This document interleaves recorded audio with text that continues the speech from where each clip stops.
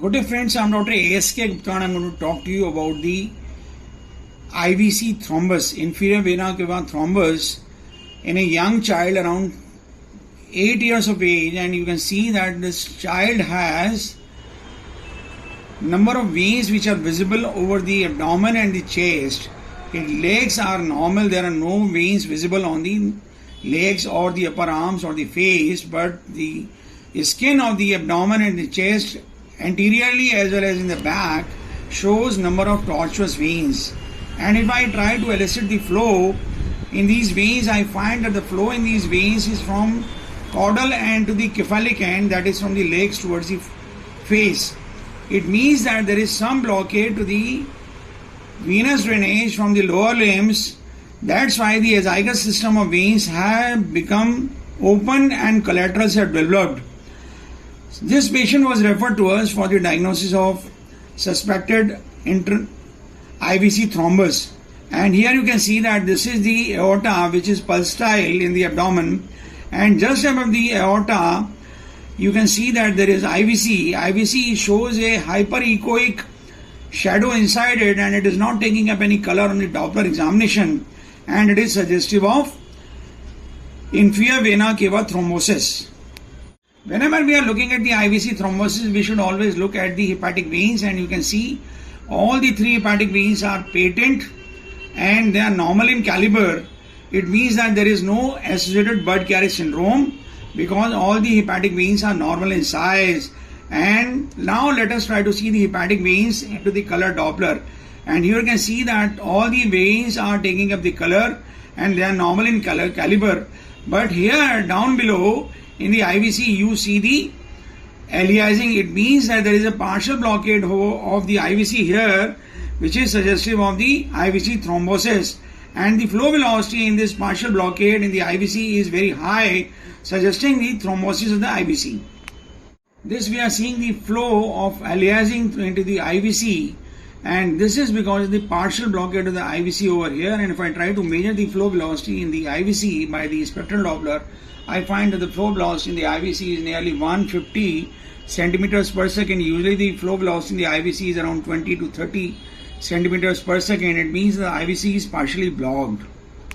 This I am trying to measure the flow velocity across the hepatic veins, and the flow velocity in the hepatic veins is also increased because the pressure of the IVC is getting transmitted to the hepatic veins, but the hepatic veins as such they appear patent.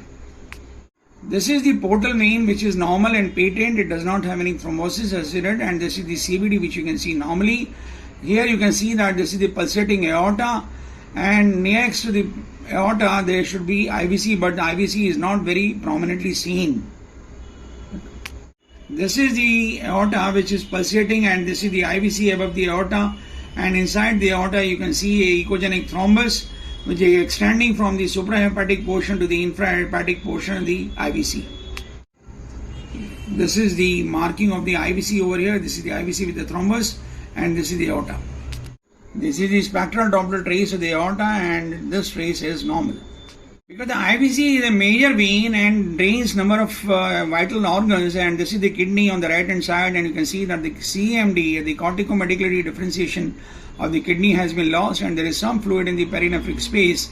It suggests that the drainage of the kidney is also getting affected, and it is possible that the IVC is blocked at the level of kidneys also. Let us try to see the other kidney, and we find that the other kidney is also compromised in blood supply. And if I go to the Doppler, I find that the renal vascular Doppler, the arterial Doppler is well maintained, the arteries are well visualized, but the veins are not visualized. It means that there is a pressure on the veins, and the drainage of the kidney is compromised because of the blockage of the IVC.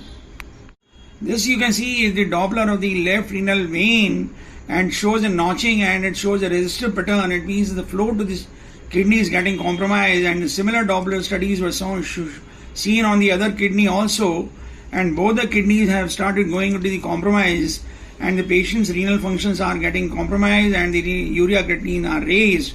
It means that the IVC blockage needs to be corrected pretty fast, otherwise this patient may go into the renal failure.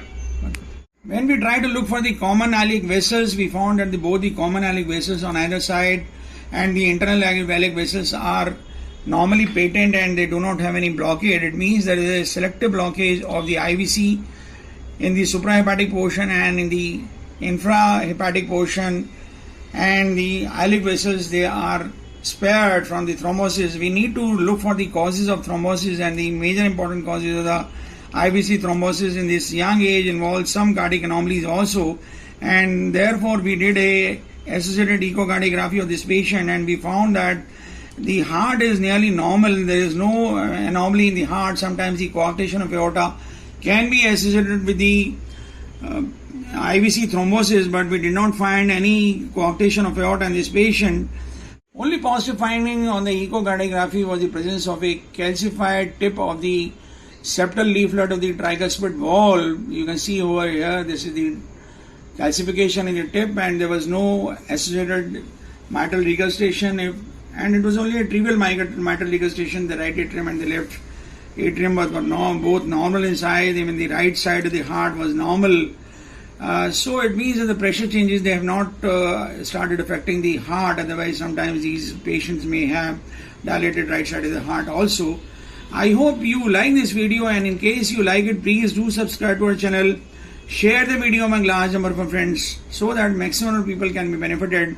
This patient needs to be investigated for the cause of thrombosis at such a young age, and the causes could be the Abla syndrome, the SLE, or the rheumatoid arthritis, or the coagulation disorders, sometimes the anemias, sometimes the sickle cell anemia, coagulopathies. But in this patient, the spleen was visible and normal in size, so quite unlikely that this patient might be having sickle cell anemia.